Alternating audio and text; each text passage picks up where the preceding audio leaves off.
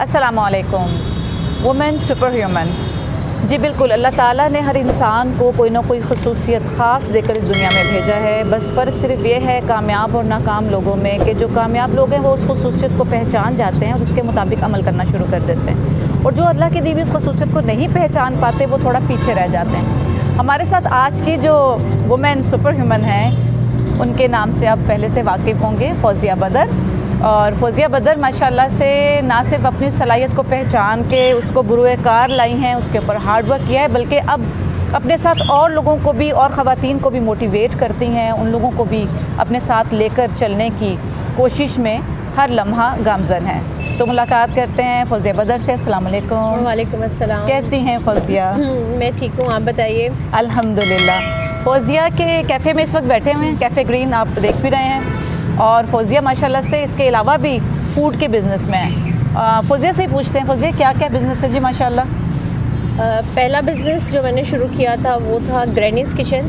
हाँ। जिसमें हमने नानी और दादी का जो मसालों की हैंडलिंग थी ना, वो वक्त के साथ साथ ख़त्म हो रही थी, उसको हमने समझे दोबारा से ज़िंदा किया। अच्छा। इसमें और उसके साथ फिर उसको हमने ये किया कि मॉडर्न टेक्निक के साथ उसको मर्ज कर दिया।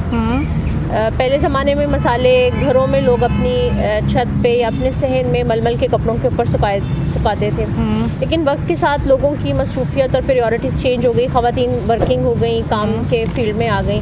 तो उसमें क्या हुआ कि वो जो मसाले थे ना वो अब उन्होंने छोड़ दिए इंडस्ट्रियल लेवल पर, और फिर वहाँ पर जो तरीक़ाकार है कि वो ज़मीन पर फैला देते हैं। हाँ। उसमें मुख्तलिफ़ तरह की कंटेमिनेशन होती है। हम क्या करते हैं, हमने उस को मर्ज इस तरह किया, फ्यूजन किया कि हमने हॉट एयर ड्रायर्स लिए। अच्छा। उसके अंदर हम स्पाइसेस का मॉइस्चर कंट्रोल करते हैं, तो मैं डिहाइड्रेटेड स्पाइसेस एंड हर्ब्स का बिज़नेस करती हूँ ग्रैनीज़ किचन के नाम से। उसके बाद मैं कॉर्पोरेट ऑफिसेज में खाना भी प्रोवाइड करती थी इससे पहले। तो वहाँ पे फिर एक ना आपकी झिझक खुल गई कि आप तो खाना बना सकते हैं 100 लोगों का, 50 लोगों का, 150 लोगों का। तो मैंने सोचा कोई ऐसा वेंचर शुरू करें जो जिसमें कुकिंग का जो मेरा सारा है वो एक प्रॉपर सेटअप हो जाए। तो फिर हमने ग्रीन गार्डन्स के साथ एक कोलैबोरेट किया और हम कैफ़े ग्रीन का काम स्टार्ट कर लिया। तीसरा हमने ये किया कि वही डिहाइड्रेटर, हॉट एयर ड्रायर जो हम स्पाइसेस का मॉइस्चर कंट्रोल करते थे, तीसरे बिजनेस में हमने फ्रूट्स को डिहाइड्रेट करना शुरू किया। अच्छा जी, तो वो हम फ्रूट चिप्स का बिजनेस भी करते हैं। फ्रूट चिप्स जी, यानी काइंड ऑफ चिप्स, जैसे हम वो आलू के चिप्स खाते हैं उस जैसी शक्ल होती है। आलू के चिप्स हम फ्राई करते हैं। हाँ। लेकिन फ्रूट चिप्स हम जस्ट डिहाइड्रेट करते हैं। अच्छा, उसमें ना पानी लगता है ना तेल लगता है? नहीं, कुछ भी नहीं लगता। अच्छा। उसमें जस्ट हम फ्रूट को कट करते हैं, उनकी कटिंग करने के बाद उसको हम हॉट एयर ड्रायर्स में प्लेट्स में सेट करने के बाद उसका मॉइस्चर कंट्रोल करते हैं, और वो क्रिस्पी से चिप्स आपके पास हेल्दी मंचिंग के तौर पर। फौजिया, ये जो चिप्स हम बाज़ार में आलू के खाते हैं बहुत शौक से, बच्चों को, बच्चा 1 साल का हुआ नहीं तो उसके हाथ में थैली पकड़ा दी क्रिस्प्स की, तो उसमें और इसमें जो फ़र्क है और जो आप लोगों को इस तरफ लाना चाह रही हैं फ्रूट चिप्स, वो ज़रा वजाहत के साथ बता दें। जो भी आपके पास पैकेट आता है ना, आप चाहे जूस का पैकेट लें, चाहे आप चिप्स का पैकेट लें, आप कोई भी प्रोडक्ट जो बाहर से लेकर खा रहे हैं, आप उसकी पहले इंग्रेडिएंट्स देखें और उसका प्रोसेस देखें। तो दोनों में आपको पता चलेगा कि वो फूड नहीं है, फूड लाइक सब्सटेंस है। अच्छा। इंडीड। हाँ। तो हम इस पर कोशिश करते हैं हम लोगों को ये बताएं कि आप फूड नहीं ले रहे हैं, और जो फूड है ना वो नेचर के करीब है। वो जितना जितना नेचर के करीब होगा वो हमें सेहत देगा। अच्छा। तो अब क्या है कि वो जो आपके पास फ्राइड आलू आ रहे हैं उसके अंदर जो सीजनिंग हुई है, जिस ऑयल में वो फ्राई किया गया है, फिर एक्सपायरी डेट उसकी बढ़ाने के लिए जितने उसमें प्रिजर्वेटिव डाले गए हैं, फिर वो उसमें कितना स्टार्च लेवल है, तो हम कहते हैं कि इन सारी चीज़ों का आप जब देखेंगे ना प्रोसेस को, तो आपको पता चलेगा ये हेल्दी नहीं है। तो अच्छा, ये जो फ्रूट चिप्स में इसमें आप कोई केमिकल, कोई प्रिजर्वेटिव नहीं डालते हैं, तो फिर ये कितनी देर तक चल सकता है, क्योंकि फ्रेश होता है उसको? इसका हम मॉइस्चर कंट्रोल करते हैं ना। अच्छा। इस हद तक मॉइस्चर कंट्रोल करते हैं कि वो क्रिस्प हो जाए। तो उसके बहुत सारे न्यूट्रिएंट्स उसके अंदर रहते हैं, जस्ट मॉइस्चर कंट्रोल होता है, और इसके अंदर कोई प्रिजर्वेटिव डालने की ज़रूरत नहीं पड़ती है, क्योंकि प्रिजर्वेटिव आप उस सूरत में डालते हैं जब आपने उसमें मॉइस्चर पूरी तरीके से आपने रिमूव ना किया हो, तो मॉइस्चर कंटेमिनेशन लेकर आता है ना। अच्छा जी, और उसको हम उसके फ़ौरन बाद हम उसको सील कर देते हैं एयर टाइट। कितनी देर तक चल सकता है वो सील्ड एक पैकेट, मतलब अगर ओपन हो जाए तो?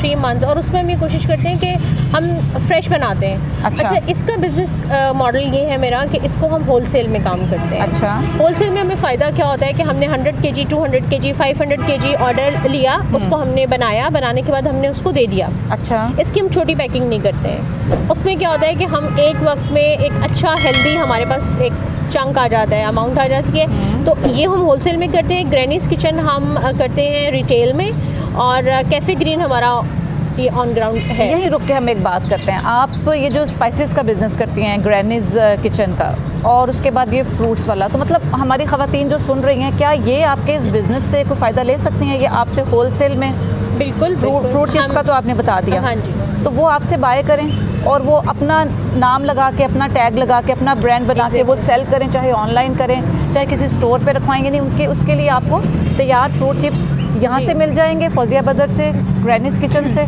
और आप उसको कहीं पर भी अपने नाम के साथ मार्केट कर सकते हैं, सेल कर सकते हैं। तो स्पाइसेस में भी आप कोई होलसेल करती हैं? जी बिल्कुल, सारे स्पाइसेस का हम होलसेल करते हैं, लेकिन ज़्यादातर जो हमारी प्रीमियम है ना, वो ग्रीन चिली पाउडर है, खजूर पाउडर है। अच्छा। और जो प्रीमियम है वो हल्दी स्लाइस है। अच्छा। आप हल्दी साइज़ का आज प्रोसेस भी देखेंगे, क्योंकि हल्दी साइज़ आज हम बना रहे हैं, क्योंकि ये मौसम है हल्दी का, क्रॉप का, तो हम इसको बना के स्टोर कर लेते हैं। ये वो प्रोसेस है जिसमें ताज़ा हल्दी को उबाल के उसका पानी निचोड़ के उसके इस मशीन के साथ स्लाइसेस कर लिए जाते हैं, और फिर इन स्लाइसेस को डिहाइड्रेटर की ही एक शीट है उसके ऊपर अच्छी तरह फैला दिया जाता है, और फिर एक मखसूस टाइम के लिए, कुछ घंटों के लिए इसको इस डिहाइड्रेटर में लगा दिया जाता है, और बिल्कुल ड्राई हल्दी के स्लाइसेस आपको मिल जाते हैं।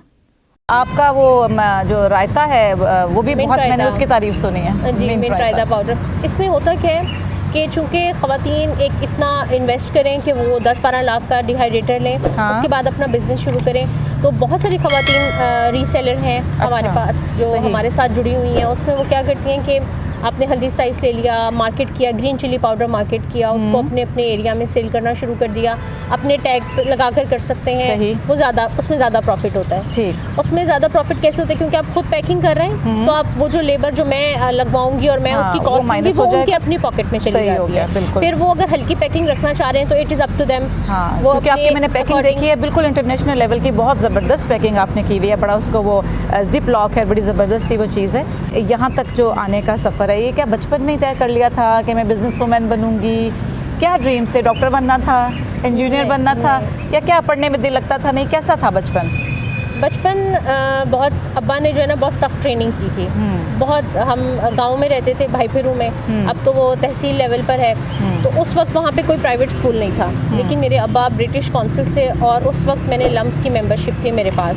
अच्छा। और वो अपने पूरे साल का बोनस जो मिलता होता था उस वक्त उनको, वो लीफ फूड्स को सर्व करते थे, तो वो उससे जाकर हमारी मेंबरशिप लेकर आए थे, और फिर उससे हम बुक्स हमारी बाहर से होती थी सारी, और वो हमें पढ़ाया करते थे। अच्छा। और रात का एक मखसूस टाइम होता था जिसमें वो कहते थे इंग्लिश बोलनी है आपने, उर्दू नहीं बोलनी। अच्छा, यानी कि एक पीरियड होता था घर में, पीरियड होता था घर में कि सब हम इंग्लिश में बात करेंगे। तो अब्बू ने हमारी ट्रेनिंग बहुत सख्त की और हमें तैयार किया कि माशरे में आगे, क्योंकि वो एक फर्म के साथ थे, तो उसमें वो क्या करते थे, जब वो नेट्स पे न्यू रिसर्च आया करती थी तो वो हमें बताया करते थे एक वक्त आएगा कि ये तरक्की हो जाएगी। आप घर पे ऑनलाइन बुकिंग करवाया करेंगे, तो उस वक्त समझ नहीं आता था ऑनलाइन कैसे होगा, ये कैसे होगा कि आप घर पे बैठ के कर लेंगे।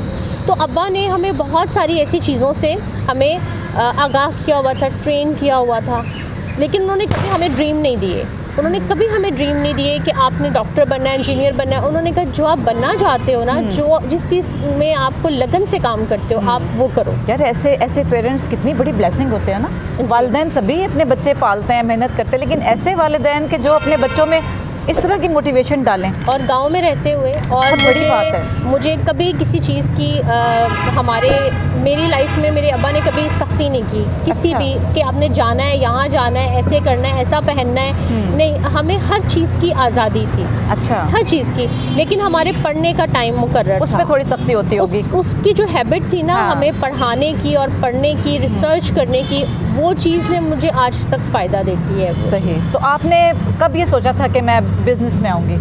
मैंने ये कभी नहीं सोचा था। अच्छा। हुआ ये था कि मैंने जॉब थी, मेरी गवर्नमेंट जॉब थी। अच्छा। मैं टीचिंग डिपार्टमेंट में थी, वो मैंने छोड़ दी थी जब मेरी शादी हुई। और उसके बाद मैं 13 साल घर में एक जैसे खातून आम जिंदगी। अच्छा, ये कितना बड़ा सेक्रीफाइस है खातून का कि लगी लगाई जॉब छोड़ी। और क्यों छोड़ी? आप शादी के बाद जॉब कर सकती थी, लेकिन आपने क्यों छोड़ी?